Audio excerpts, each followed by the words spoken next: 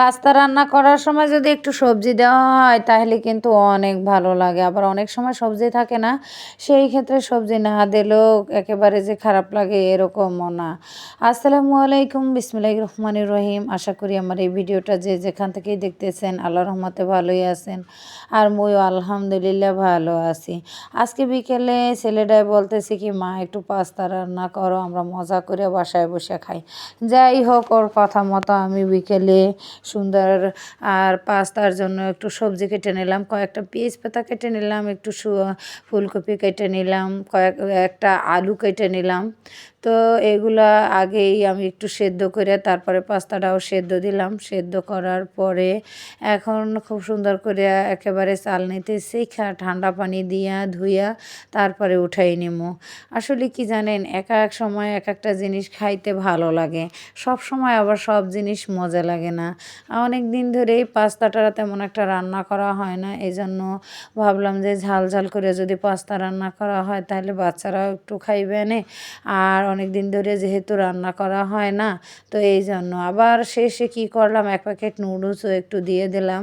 কারণ আমার কাছে এই নুডলসটা দিলে আরেকটু বেশি ভালো লাগে। জানি না আপনাদের কাছে কেমন লাগে, তবে আমি অন্যরকমও আবার রান্না করতে পারি নুডলস ছাড়া। বা দেখা যায় মানে সাদা যে পাস্তাটা ওটা কিন্তু রান্না করলে আসলে অনেক ভালো লাগে। তো দেখা যায় বিকেলের টাইমে একটু ঝাল ঝাল কোনো জিনিস খাইতে মনে চাইলে ঝাল ঝাল করে পাস্তাটা রান্না করলেই বেশি মজা হয়।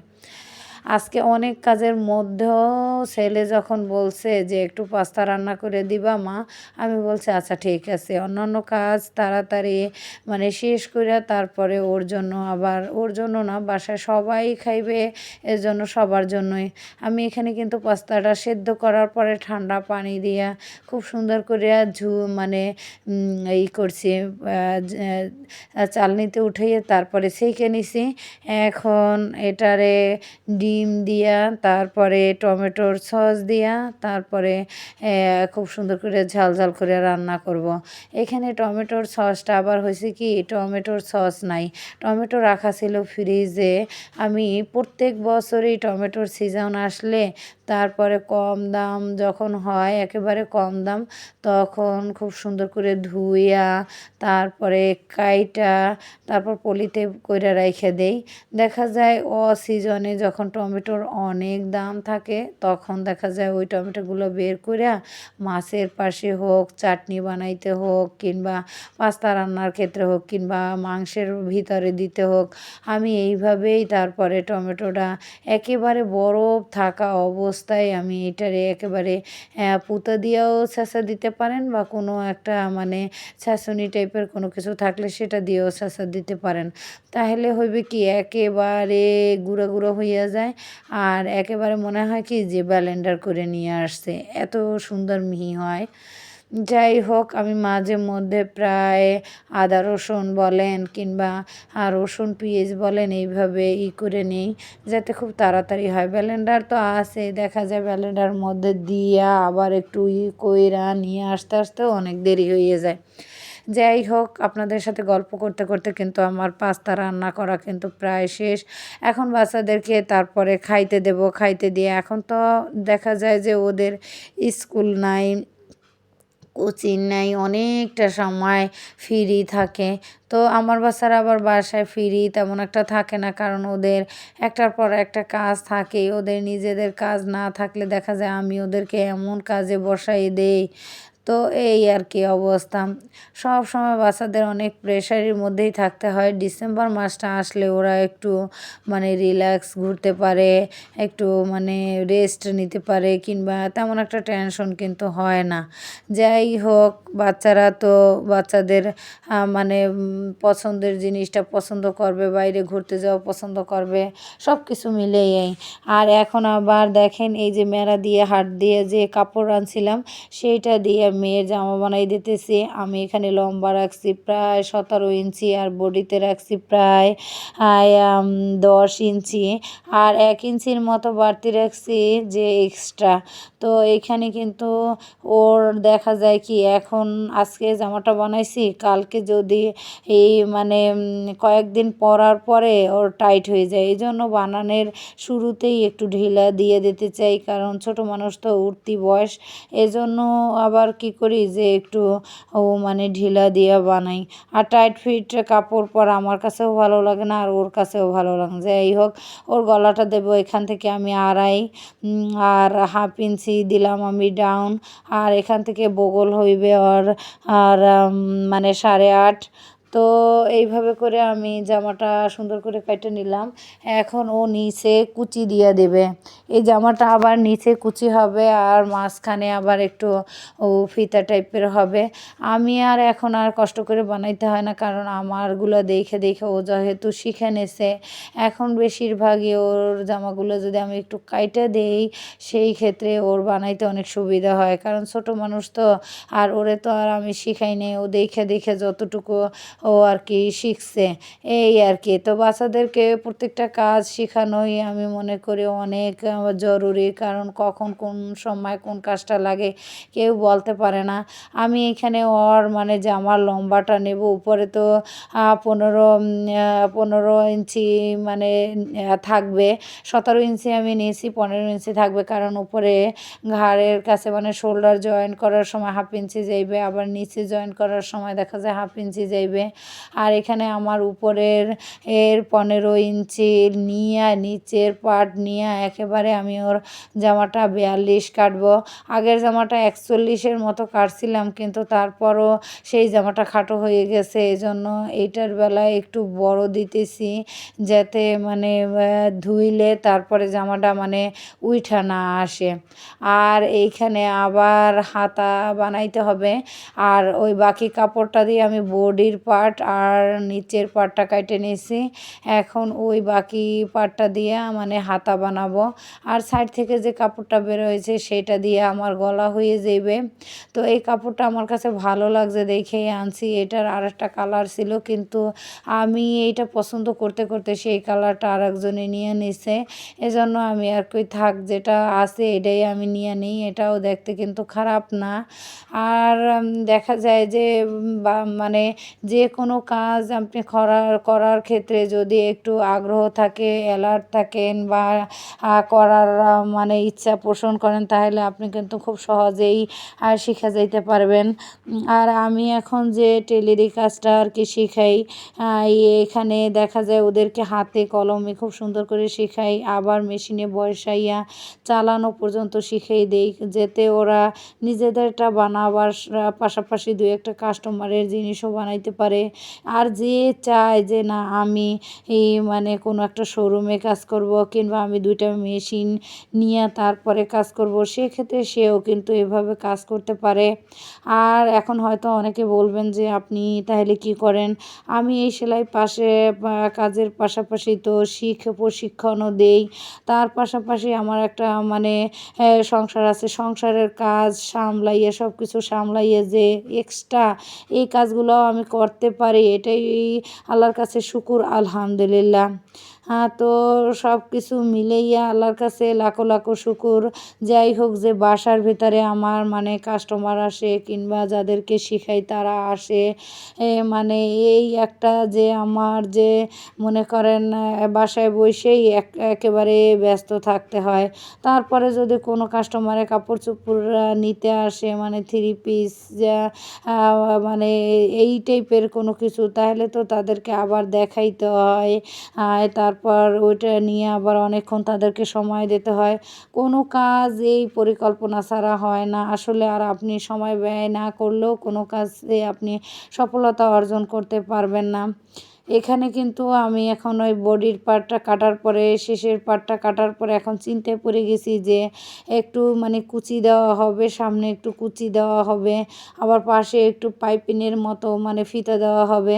সব কিছু মিলিয়ে তো আমি এখানে কাপড় আনছিলাম 2.5 গজ। তো 2.5 গজে এর তুলনায় আমি যদি এখানে কাপড় 3 গজ আনতাম তাহলে সবচেয়ে বেশি ভালো হইতো। কারণ কি দেখা যায় যে এখানে কুচিটা বসানোর ক্ষেত্রে সুন্দর হইতো। তারপরে দেখা যায় যে অন্য ফিতা-টিতা বানানোর ক্ষেত্রে শর্ট পড়তো না। এই আর কি। যাই হোক সব কিছু মিলাইয়া তারপর এই জীবন। আর এইখানে কিন্তু হয়েছে কি যে আমি আগেই ড্রয়িং করে নিই। আমি স্টুডেন্টদেরকে আর কি এই কাজ শেখাই, তাদেরকে বলি ধৈর্য সহকারে শেখার জন্য। আর সবার প্রথমে আমি মাপের যে জিনিসগুলো আছে সেগুলো আর কি তাদেরকে শিখাই। তারপরে আমি প্রশিক্ষণ দেওয়া আর কি শুরু করি। এই আর কি। এখন মানে আপনাদের সাথে কথা বলতে বলতে দেখা যায় আমার এখানে কিন্তু ও মানে নিচের যে অংশটা, উপরের পার্টটা তো আছেই, নিচের অংশটাও আমার আর দেখা যায় যে হয়ে গেছে। আর এই যে আমি কিন্তু এখানে হাতা কেটে নিলাম। এই হাতাটা কাটার সময় কিন্তু অনেকে অনেক রকমের করে হাতা কাটে। তো যে কারোটা ভুল সেরকম না। হাতার ক্ষেত্রে উপরের থেকে নিচে, বগলের নিচে 3 ইঞ্চি পরিমাণে ডাউন দিতে হবে। আর এখানে মোহরা রাখছে 7। তো যাই হোক সব কিছু মিলাইয়া শুকুর আলহামদুলিল্লাহ আমি দেখাইয়া দিতেছি এবং মেয়েকে শিখিয়ে দিতেছি। আর ও কিন্তু এই যে কাটতেছে। একটা জামার কাপড় আনার পর এই মেয়েটা এতটাই ব্যস্ত হয়ে যায় সেইটা কাটার জন্য, ভুল হয় হোক কিন্তু সেটা কাটবে, বানাইবে, মানে আরও অনেক কিছু। যাই হোক আমার ঈদের টাইমটায় যে কষ্ট হইতো আগে, দেখা যায় রোজার ঈদ আর হচ্ছে কোরবানির ঈদ, এই 2টা ঈদে আমার অনেক কষ্ট হইতো। কারণ এত পরিমাণে কাস্টমার আসতো আর এই কাস্টমার সামলাইতে যাই আমার অনেক কষ্ট হইতো। মানে কি আমি রান্না করব না দেখা যায় কাস্টমারের সাথে কথা বলবো, মানে এই সমস্ত কিছু মিলিয়ে তারপর শুকর আলহামদুলিল্লাহ আল্লাহ রাব্বুল আলামিন মানে কি বলবো যে মানে সব কিছু মিলাইয়া আল্লাহর রহমতে ভালোই আছি। আর এইখানে কিন্তু এখন এই জামাটা কাটার পরে তারপরে আবার সালোয়ারটা কাটা হয়ে গেলে দেখা যায় ও সাথে সাথে বানাইতে বইসা পড়বে। একটা জিনিস কি, বাচ্চারা যদি অ্যাক্টিভ থাকে তাহলে কিন্তু অনেক ভালো লাগে। আমার মেয়েটা না যে যখন কোনো জিনিস যদি কাটি বা বানাবার কথা বলি তাহলে সে নিজে থেকেই মনে করেন ওই চেষ্টা করে কিভাবে কি কাটতে হইবে, কিভাবে করতে হইবে, কিভাবে মানে গলা কাটে, এই সমস্ত কিছুই আর কি। যাই হোক এখন সালোয়ার কাটবো, সালোয়ারের নিচে একটু লেস দেব। আজকে একেবারে 45 গজ মানে লেস আনছি। লেসগুলো সবগুলো লেসই অনেক সুন্দর।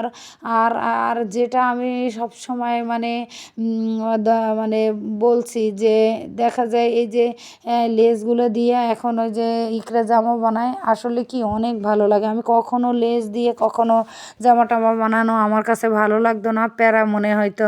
কিন্তু ইকরা বানানোর পর মানে লেস দিয়ে বানানোর পর আর দেখা যায় আমারও অনেক ভালো লাগছে। আর ওরেও বললাম যে আচ্ছা ঠিক আছে তুমি আমার একটা জামায় বসাই দিও, এই আর কি। তো আমি সব লেসগুলো আবার দেখতেছিলাম। এই প্রত্যেকটা লেসেই কিন্তু মেরাদিয়া বাজার থেকে আনছি 5 টাকা গজ। তো 5 টাকা গজ সেই ক্ষেত্রে কিন্তু লেজের পরিমাণ মানে লেজের মানে লেসের যে দামটা কিন্তু কমই।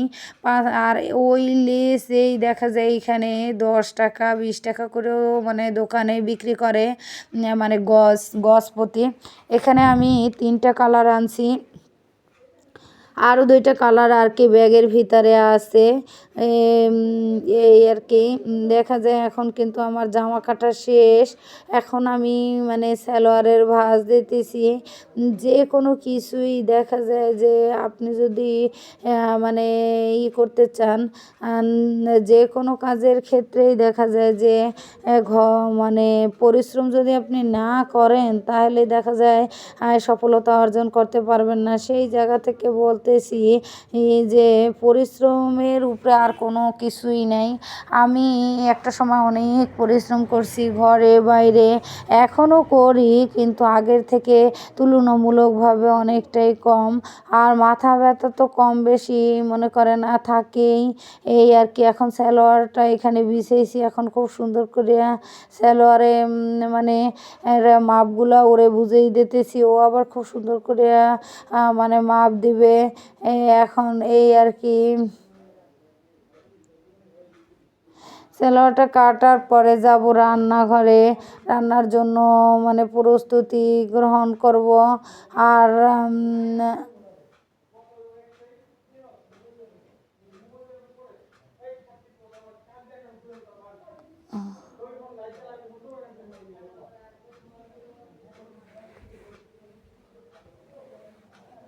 সালোয়ারটা কাটার পরে আরও 2টা সালোয়ার আছে, তো ভাবলাম যে একসাথেই কাইটা উঠি। কারণ দেখা যায় একটা জিনিস মানে ঢিলা হয়ে গেলে পরে আর এটা মানে মনে চায় না করতে। তো মেয়েটা আবার বলল কি যে আম্মু একটু প্যান্ট কাটিং বানাই। এজন্য আবার আমার যে মানে জয়েন্ট সাইডটা, ওখান থেকে মনে করেন 2 কিংবা 2.5 বাদ দিয়া তারপর মাঝখানে 6 বা কিংবা 7 রাইখা তারপর বাকিগুলা দেখা যায় মানে বাকিগুলা দেখা যায় করে তারপরে করা যায়। যাই হোক, এখানে কিন্তু এখন সালোয়ারটা মাপা হয়ে গেছে। এখন খুব সুন্দর করে মানে কাটাটাই হইছে মেইন, এই আর কি। তো অনেক সময় অনেকে দেখা যায় চোখ দিয়ে দেখলেও সেই জিনিসটা মানে শিখা ফেলায়। আগ্রহ বেশি থাকার কারণেই কিন্তু শেখা যায়। আর এখন আবার এই যে সালোয়ারটাও মেয়েটাই বানাইবে। ও কাজ এমনি এমনি দেখে দেখে শিখা, এখন দেখা যায় ও আমার থেকে ভালো বানায়। আর ওর বানানোগুলোর ফিনিশিংও অনেক সুন্দর হয়। যাই হোক, এখন আমি এখানে সালোয়ার বিছাইছি। সালোয়ার এর মানে কাটা শেষ হয়ে গেলে তারপরে আবার অন্য পার্ট আর কি ধরবো। তো এখানে আমি আবার প্রথমে দেখা যায় নিছি মানে কোমরের জন্য 2.5 কাইটা মানে রাইখা